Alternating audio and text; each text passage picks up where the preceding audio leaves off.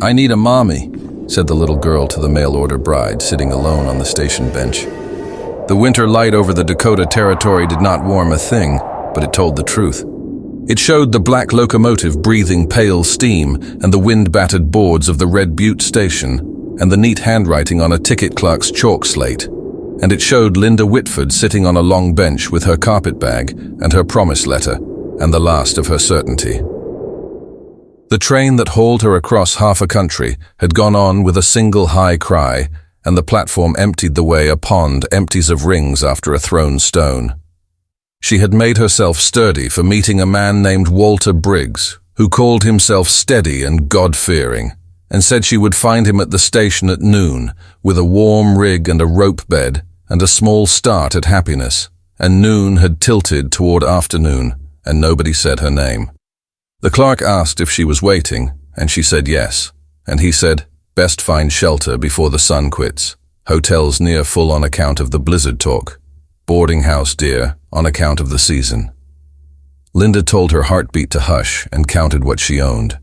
2 gloves, 1 good hat, a dark green traveling coat city cut, but dulled by miles, a shawl that smelled of coal smoke, 1 letter that had meant future. Then small boots scuffed near, and a girl about 8 with a loosened braid and ungloved hands looked up at her without manners or apology and said very plain, "You need a home and we need a mommy." And the boy at her side, perhaps 5, clung to her sleeve with a boot laced in twine. Linda said, "Where is your father?" And the girl said, "Elias Monroe, farm past the cottonwoods. Too busy with a downed steer to fetch you himself, but we can." Linda said, "I came for a man named Briggs." And the girl said, "He isn't here while we are," and the clerk called from his door, "Sun will be down before you argue it, ma'am." Linda looked at the children's ears red with cold and at the sky that had gone bright and merciless, and she set her carpetbag in her left hand and put her right into the girl's small palm, because sometimes a stranger's courage fits the hole your courage fell through. The girl said, "I am Annie. This is my brother Tommy." And Linda said, "Linda Whitford." And Annie said, "Pa will like that name." And they walked off the platform into a day that made your breath look like words you hadn't said yet. They took the wagon ruts where the snow had been pressed to glass and the wind ran low along the ground like a fox, past the big fence the girl had promised, past cottonwoods shaved down by weather. The country opened to a low swell of land with a plank house set square to it, a sod cellar door with a good latch, a small barn with a roof patched in 3 different years, and a corral of peeled poles. Smoke rose from a stovepipe in a patient line. A man came at a ground-eating walk from the pasture, dragging a length of chain, hat brim pulled low, coat patched at both elbows.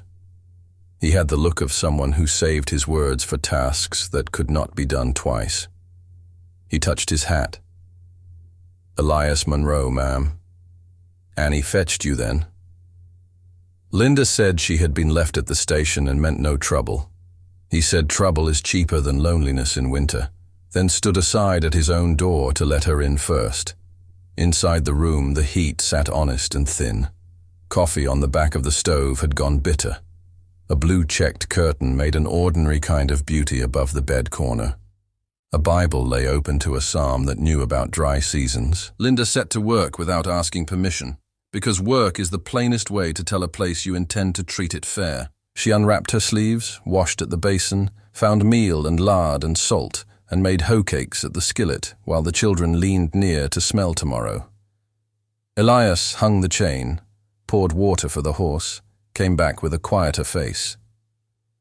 He said there was talk of a man in town who made side money placing women on paper and walking off with fees. He said the name Briggs had a shine on it, but not from honest polish. Linda set 3 plates, then a 4th, then stood looking at the 4th like it might take offense at being included. "Eat," he said.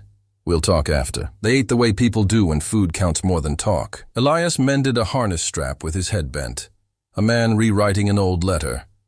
He set Linda's boots near the stove without remark. When he stepped out to the yard, he draped his scarf on the peg nearest her hand. In the morning, she drew water from the well with her wrist wrapped in a rag to save the skin, swept ash from the stove, and taught Annie wrist stitch so a hem would not pucker, while Tommy counted nails in a wooden cup and announced the number like a victory. She listened to how the place ticked. One hinge that complained, one stave that liked to shift, the way the floorboard under the table sang when a person stepped soft. From time to time, Elias's eyes found hers and looked away because men who live with weather learn to check the horizon, not the fire. She asked nothing of liking or promise. He said little of thanks. The dog from the next place wandered up and lay at the threshold without asking if it were welcome, a good omen. After supper, Elias said, "I'll ride to town tomorrow, see the clerk for a forwarding. Learn what Briggs put his hand to." Linda said, "Do not spend coin on my account." And he answered, "I'll spend law on your account if I can find any." And that was the first sentence that put weight under her ribs like a plank you can step on. In town the next day, daylight seemed wider, but not kinder. The mercantile windows had been wiped with rag and left dull. The stove at the depot burped coal. The saloon doors creaked on purpose to make a noise that asked for witnesses. Linda kept her shawl tight and her chin level. She felt the stare that makes a woman a story. Mrs. Pike at the post said loud enough to be counted that some men collected brides the way others collected debts, and that a woman who rode in on promises rode out on regrets. A boy called Annie station found and shoved her at the pump. Tommy swung and got himself a nosebleed and stood proud with it. Elias did not speak over anyone. He stood where the children could see him and later told Annie the way to win wasn't to swing faster, but to last longer and make your ground smaller. At the depot, a clerk said Walter Briggs had drawn a wire for money to Bismarck and left 2 days before with his valise. In the same hour, Carver Dow, who held notes on half the section lines in the parlor of the boarding house, tipped his hat and said, "Elias, you keep a tidy calendar for a widower. Was the ink on your wife's stone dry when you set to hiring again?" Elias's hands went still, his eyes did not. He said, "A person is allowed quiet, Mr. Dow, and quiet is what you owe them." But the words landed like grit. Back at the farm, Linda rinsed blood from a small kerchief and told Tommy that courage is not loud, but it is visible if you choose to look. He looked. That night, with the lamp turned low, Linda felt the draft that comes when gossip finds cracks, and for the first time since the station, she wondered if leaving before the storm would honor them better than staying through it. The morning drew steel lines across the land. Elias checked the sky, checked the herd, said storm by night, maybe by noon if the north gets its way. He set a guide rope from porch to barn and showed the children how to hold it with 2 hands and not wrap it around a wrist, in case fear wants to take a person where the rope can't. Linda baked a loaf she knew would go heavy but keep, stitched a tear in Elias's coat sleeve, without looking long at the arm inside it, and rolled her shirts for travel she might not make. She told Annie she would write a letter for the schoolmaster to read about boys who aim low, and how to stop it without making them smaller. She told herself to be ready to lift her life and carry it in the morning. Then town came to them, 2 riders and a third in a buggy. The third wore a city coat with too much polish for Dakota roads. Carver Dow's chin had learned to tilt at people. He said the county does not smile on unmarried arrangements, and the boarding house has a spare room at a monthly rate. And he looked past Elias to Linda, the way a man checks a ledger for error. Elias said the county doesn't write my supper or my sorrow, and you'll step off my yard now. Carver said you'll be wearing my ink by spring, and the riders turned out of the yard laughing without laughter. Elias did not close the door hard. He closed it careful and slid the bar he had meant to fit tomorrow. Linda went to the peg and found his scarf there again as if left for her on purpose, and she understood the grammar of the act and was not sure whether to be grateful or to run. The first wind snuck in like a thief, and then it came honest. The cottonwoods bowed the way people bow at funerals, and the world went white and fast. Snow burned the eyes, drowned the lane, erased the fence. The rope between house and barn thrummed like a harp string in a rough hand. The milk pail went missing, and Tommy went after it, because 5-year-old boys make themselves brave by fetching small things, and it is the ruin and the glory of them. Annie yelled, "Where are you?" a heartbeat after the door banged, and Linda was already tying the rope around her waist, and Elias was already saying, "I'll go," and Linda was already saying, "You keep the girl and the fire, I'll fit the door," and he saw the sense of the sentence even as he hated it. She went into the white with her head down and one hand on the rope and the other ahead of her like a plow. She followed the fence by feel, boards and nails, her glove soaking through and freezing stiff. Lightning cracked blue in the storm like a lie told loudly. The barn loomed when it was too close to stop. She found the pail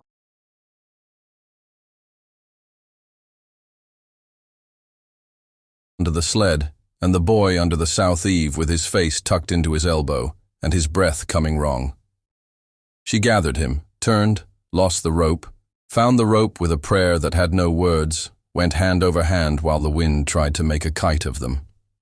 The yard had no edges until it suddenly had all of them, and then the door, and then the black warm of inside, and Elias hauled them both in with a single pull that made his back ring with old labor. They sat against the door and listened to the household. Annie put her hands on Tommy's cheeks and spoke his name like a claim. After the worst of it passed, Elias set a blanket around Linda's shoulders and his hand on her hair, in a way no one would do who did not understand weight. He said thank you in a voice that belonged to a man who had just seen his life not end. She said he went for the pail like a soldier goes for a flag. Elias laughed without sound, and then he did not laugh at all. The morning after a storm is the kind of holy people forget to name. The world lay clean and wrecked at once. Fence down, one cottonwood split, a drift up to the eaves on the lee side. They worked in it shoulder to shoulder. Elias shoveled a path to the barn door. Linda hauled broken slats. Annie carried nails. Tommy declared each small victory as if a court had ruled in their favor. The sun slid around and poured square through the window. The dog from the neighbor's place came and sat with authority as if he had been appointed to keep watch. Then the smoke turned wrong. First a thin, dark thread where only white should be, then a tongue, then the sound a barn makes when its own breath hurts it. A lantern had fallen when they fought the drift. Now the loft hay had found the ember. Elias ran, and Linda ran, and the children hauled the bucket line. The fire took the loft, then the joists, then the roof laths with the hiss of things given their wish.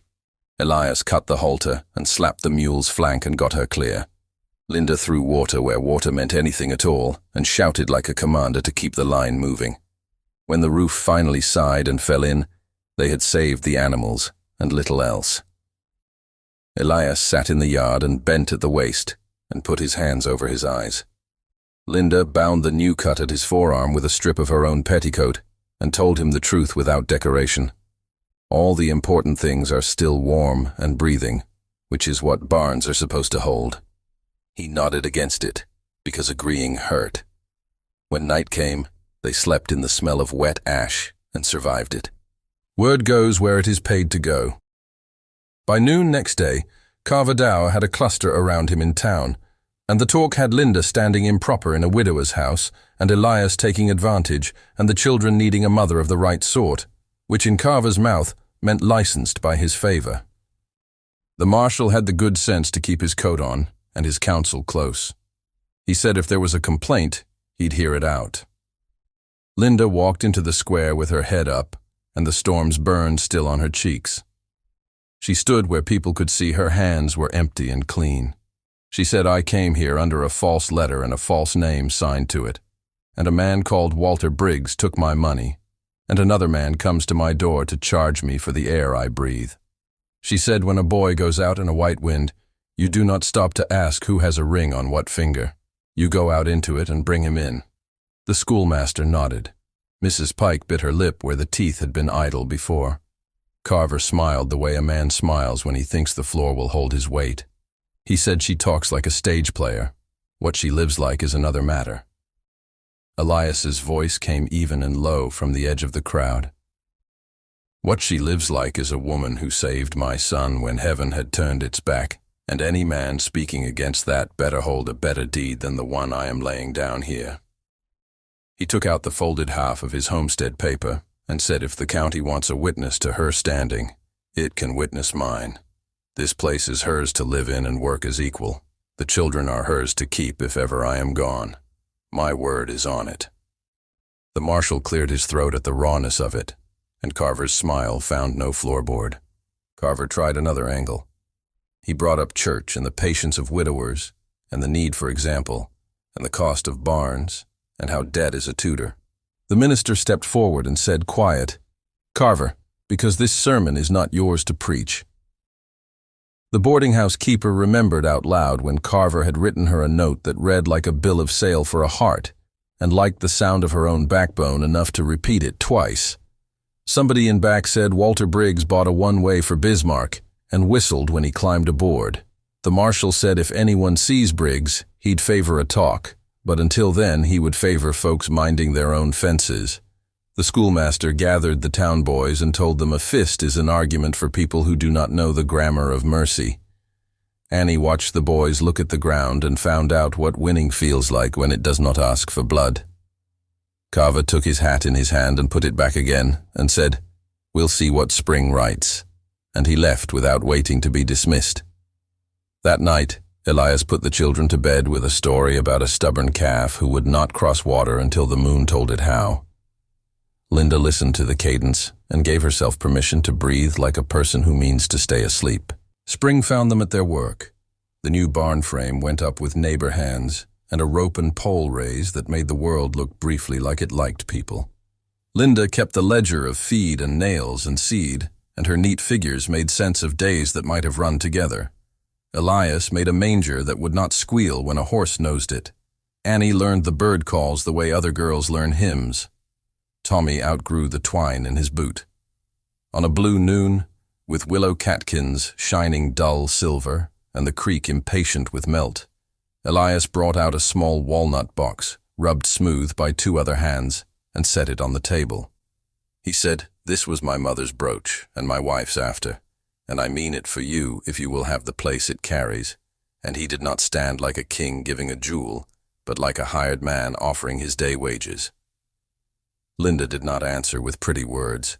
She lifted the pin and fixed it just under the clean collar she had aired for no reason that morning, and in the window's reflection, the house made a room around her that had never been possible before. Annie came to the threshold and did not rehearse. She said, "Mama, can we take the willow path?"